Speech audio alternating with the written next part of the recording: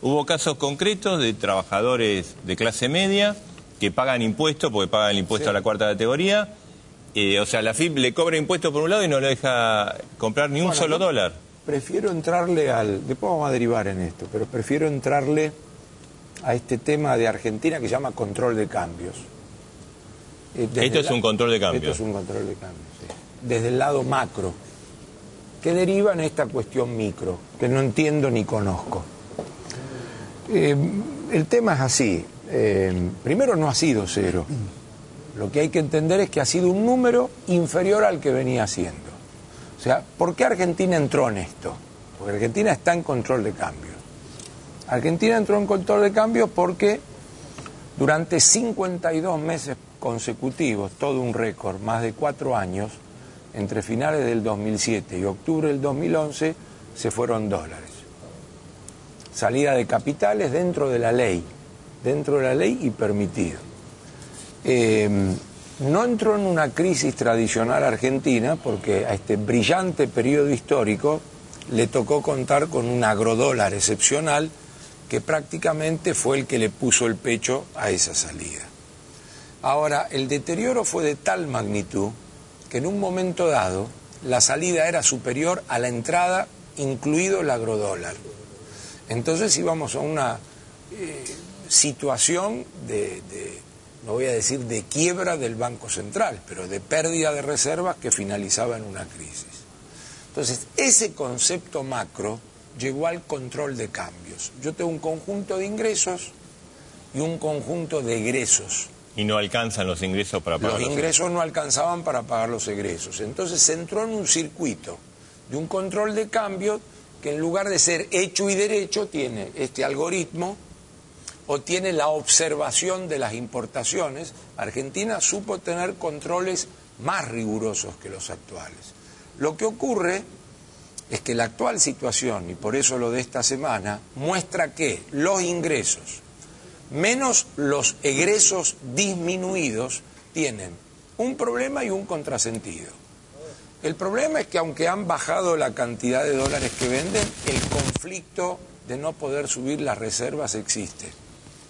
El contrasentido es que mientras algunos dólares continuaron vendiéndose para atesoramiento, aunque menos que los 3.000, se comprimieron a niveles brutales las importaciones que tienen impacto en el nivel de actividad. Entonces, resulta un control de cambios no entendido del todo. B, un contrasentido en términos de qué está permitido y qué es lo que no está permitido.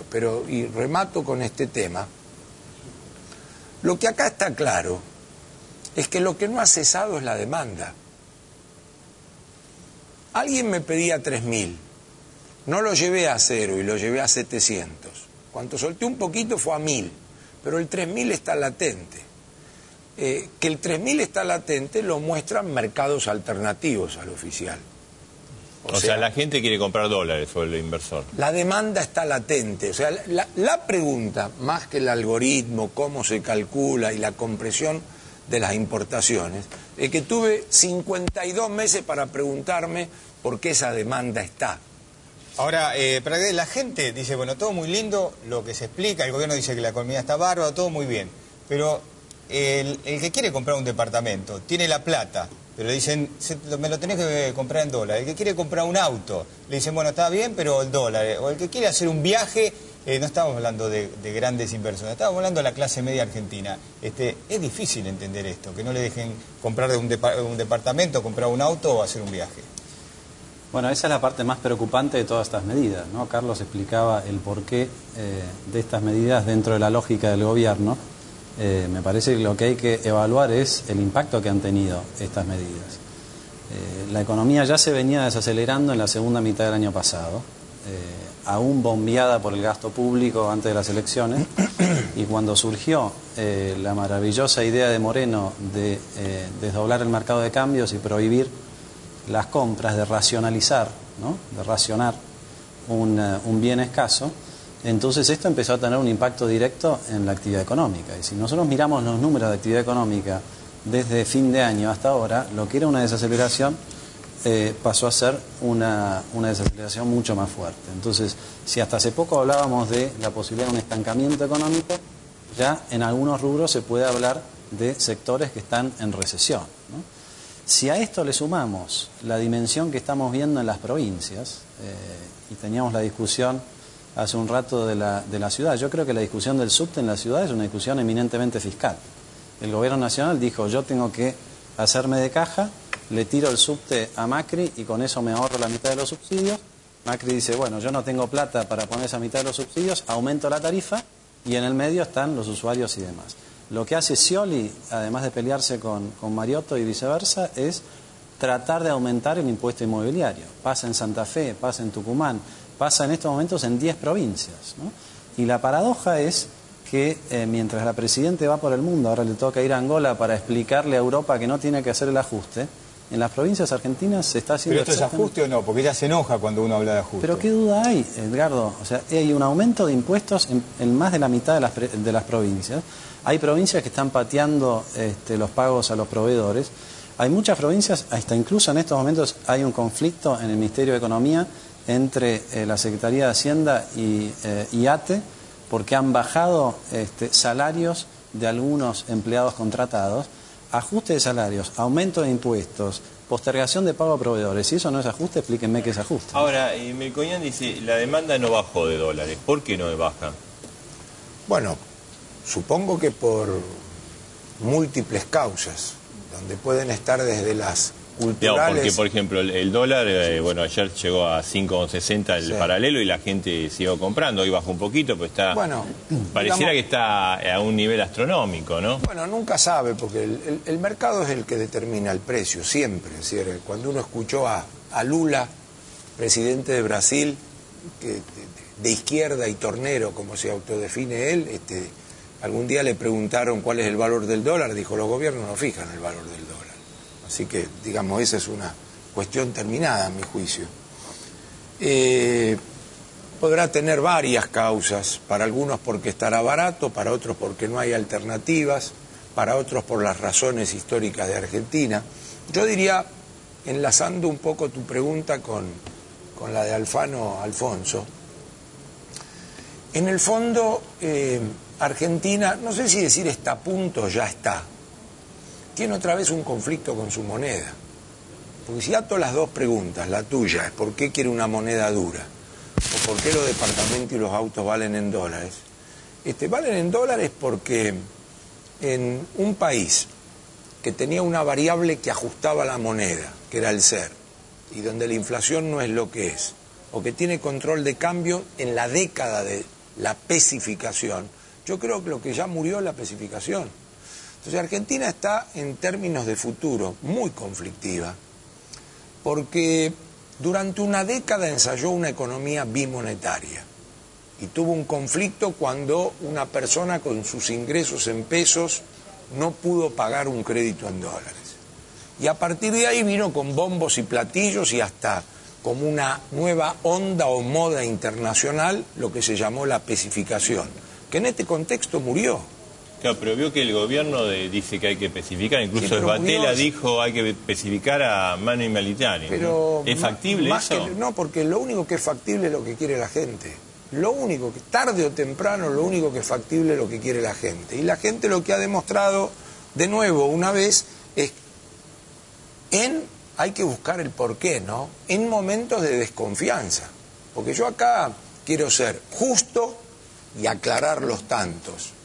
Entre el 2003 y el 2011 no fue permanente la salida de capitales. Entre 2003 y mediados de 2007 no hubo salida de capitales.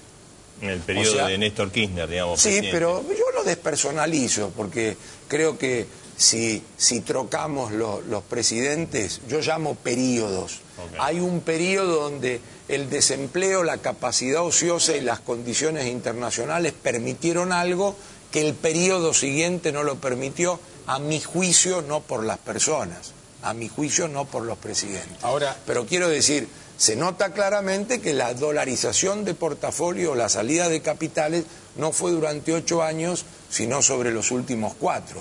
Y lo que está mostrando es que la gente puede votar con el 54%, pero simultáneamente desconfía. Y estoy seguro que si cruzo votos y salida de capitales, hay áreas de coincidencia. Ahora, siguiendo lo que está diciendo Melconian, hoy aquel que dice, ¿es negocio ahorrar en dólares aunque tenga que pagar el mercado negro? ¿Usted qué dice?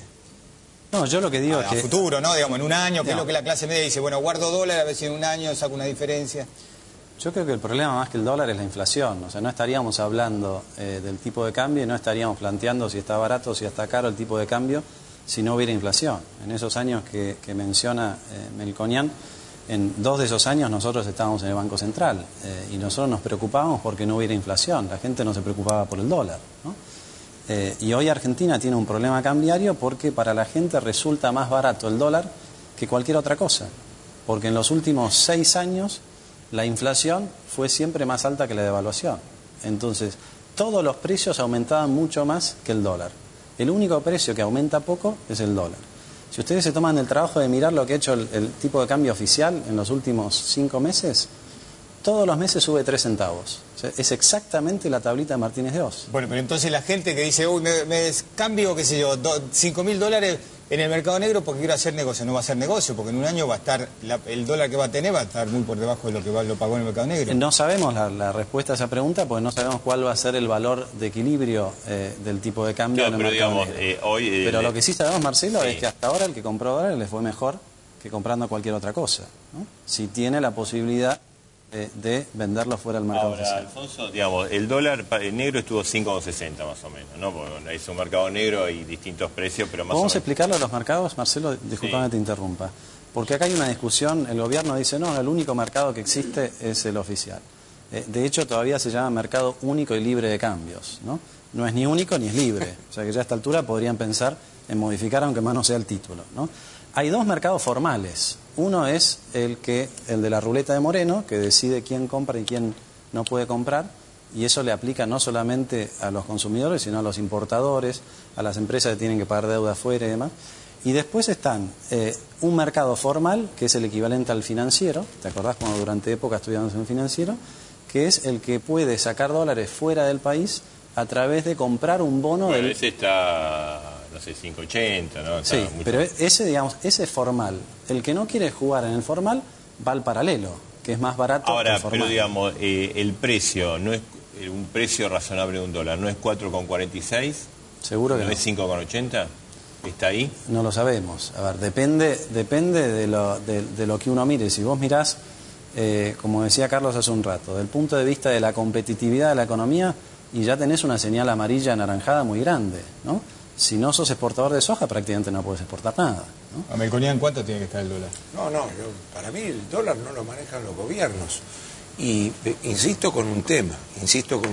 Yo creo que lo que no hay que perder es la discusión en términos relativos. La discusión en términos relativos es que sacando Bolivia, Venezuela y Ecuador, en la región la discusión no es esta.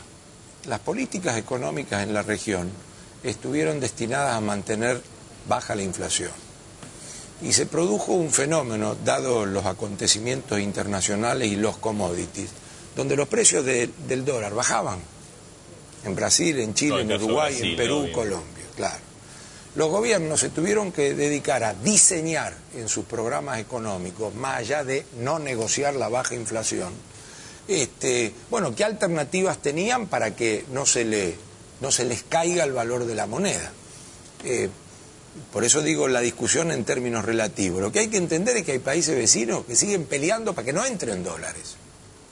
Entonces quiero decir, esta cuestión de cuánto tiene que valer, más de que cuánto tiene que valer, vale lo que el mercado dice.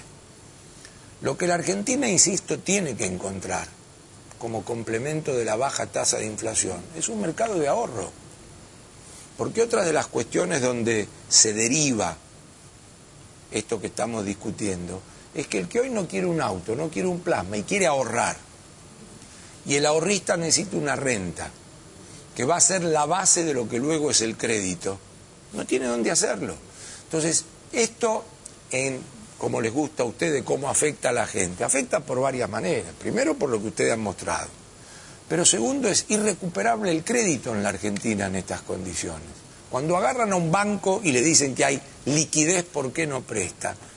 De nuevo no estamos yendo a las causas. Lo que hay en la Argentina en pesos es un conjunto, una montaña de liquidez de carácter transaccional, a cortísimo plazo, casi diario, que casi digo eso no sirve para prestar, excepto el shopping o la oferta. Ahora, Melconian, usted le está diciendo a las nuevas generaciones, digamos, a nuestros hijos, que olvídense de tener una casa a través de un crédito. No, lo que estoy diciendo es que demanden estabilidad y que demanden una moneda de ahorro, porque los países sin moneda no tienen destino. Ahora, el gobierno, bueno, a través de, básicamente, de Cristina Fernández de Kirchner, ¿no? A través de sus alocuciones, plantea que la cosa está muy bien, hay crecimiento, hay inversión, ayer estuvo en Kraft.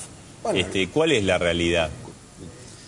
Como yo le decía hace un rato, si uno mira los números, inclusive los números del INDEC, ¿no? En construcción, en producción industrial, en sector automotriz, bien medidos los números, ya llevamos más de 2 trimestres de caída de la actividad económica, trimestre contra trimestre. O sea que ya estamos cerca de lo que tradicionalmente se podría definir una recesión en algunos sectores. Ahora, pero la presidenta, digamos, ¿no sabe esto y lo oculta, o el asesoramiento que tiene crea una ficción de cómo están las cosas? Yo creo que las dos cosas. Si vamos al origen de esta discusión, que fue inmediatamente después de las elecciones, se sinceró una discusión que ellos no querían tener, que era que el tipo de cambio estaba artificialmente contenido, ¿no? Claro. Y ahí vinieron las opiniones vudú, de Marcó del Pont, de Moreno, y finalmente se optó por la peor decisión. ¿Por qué digo la peor decisión? Carlos hablaba de la región. En Brasil, en los últimos 2 o 3 meses el tipo de cambio fue de 1,70 a 2. Los brasileños no están golpeando la puerta para comprar dólares. El mercado es libre. Y eso no ha tenido un impacto en la economía brasileña, un impacto negativo. ¿Por qué? Porque la inflación es muy baja, ¿no? Entonces, cuando la inflación es baja... ¿Y hoy de cuánto es la inflación? ¿En Brasil? No, acá. Y acá ya había bajado del 25 al 22% y volvió a rebotar como consecuencia de estas medidas y también la medida de tomar por asalto el Banco Central. ¿Y cómo, digamos, si hay menos actividad y más inflación? Bueno, porque justamente no goza la economía, goza, entre comillas, ni del premio consuelo de la desaceleración de precios que tiene la desaceleración o a la cual conlleva la desaceleración económica. Y no tiene o no goza de ese premio consuelo porque simultáneamente el intento de continuar con una economía con consumo popular hace que el único factor, y a la postre el menos genuino, que sigue insuflando consumo, es la emisión monetaria para el agujero fiscal que el fisco argentino tiene. Ahora, en algún momento... Entonces, sí. Bueno, no. Entonces quiero decir, esas expansiones monetarias monumentales e inconsistentes, porque meter mucho querosén al 50 o al 40%, con producción de bienes que no crecen a esa tasa y complemento con el derrumbe simultáneo de la tasa de inversión, que esa es la peor noticia, está haciendo que los elementos genuinos del crecimiento sin inflación, que es la inversión, la exportación, la importación, el bien de capital, están desapareciendo. Ahora, estamos en esta pulseada de que aunque desaparezcan los elementos genuinos, yo le quiero meter querosén al fuego. Y entonces el querosén lleva expansiones monetarias que aún sin ser monetarista generan estas inconsistencias en economía que se desacelera igual con tasa de inflación que no quiere bajar. Ahora, para que usted estuvo al frente del Banco Central, ¿el gobierno con este cerrojo puede llegar tranquilo a las elecciones del 2013 y después, que son legislativas, después a las presidenciales del 2015? La verdad que no lo sabemos. Lo que sí sabemos es que esto está teniendo un impacto en actividad económica y en la confianza de los ciudadanos en general que seguramente ellos no tuvieron en cuenta, ¿no? Como yo les decía hace un rato, se aceleró la caída en algunos rubros de la actividad económica, rubros que fueron los motores del crecimiento, ¿sí? Cayó mucho la confianza. Tenemos un gobierno que en un mes tuvo que presentar la reforma a la Carta Orgánica del Banco Central, la épica de Malvinas y la épica de YPF, solamente para recuperar la tercera parte de los puntos que había caído Cristina, ¿no? En un mes. Entonces, y es un gobierno que hace 6 meses 7 meses ganó las elecciones con el 54% de los votos, ¿no? Cuando nosotros hablamos de control de cambios, es inentendible que Argentina, con 47.000 millones de reservas y con un precio de la soja arriba de $500, esté aplicando un control de cambios. La única razón para eso es el fracaso de las políticas anteriores. Y el fracaso de esas políticas está, yo diría, resumido en la inflación. Un modelo que ha elegido como variable de ajuste y como principal motor la inflación, tarde o temprano tenía que empezar a tener estos problemas. Los vimos tangencialmente en el 2009, ahora se están viendo con muchísima más claridad. Ahora, ¿y cuántos dólares le faltan? Pues si el origen del problema es que hay ingresa menos dólares de lo que salen, ¿cuántos dólares le falta a la economía este año, por ejemplo? Más que hace que lleve que al gobierno... Más que falte, hay una situación objetivo. La situación objetivo está planteada de la siguiente manera. La pregunta concreta en el mercado de cambios es cuántos dólares tiene que pagar Argentina por servicios de su deuda. Eso debe estar en el orden de los 8 o 9 mil millones de dólares, y como no hay contrapartida en crédito de eso, no es porque haya una política de desendeudamiento que no es tal, sino que Argentina no tiene mercado de capitales donde financiarse, por ejemplo, a la uruguaya al 2% anual, eso no existe. Entonces, el primer objetivo, más que cuánto falta, a mi juicio que se va a conseguir, es de conseguir un superávit en el mercado de cambios, exclusivamente para eso, de 8 o 9 mil millones de dólares. Ese es el objetivo de tener un superávit. De todas estas medidas. De tener un superávit de comercio de todas estas medidas, presuponiendo que otros ingresos de dólares no van a haber. Ahora, dado que financiamiento comercial en dólares algo hay, simultáneamente se han vendido estos 700 millones de dólares o 800 mensuales que han sido financiados a través de este otro ingreso. Lo que no hay es dólares para sostener una demanda de atesoramiento de 3.000 millones. Eso está absolutamente ahora, claro. Ayer, por ejemplo, y hay trabajos, ¿no?, de Axel Kicillof, que es una de las figuras económicas del gobierno, de desdoblar el tipo de cambio.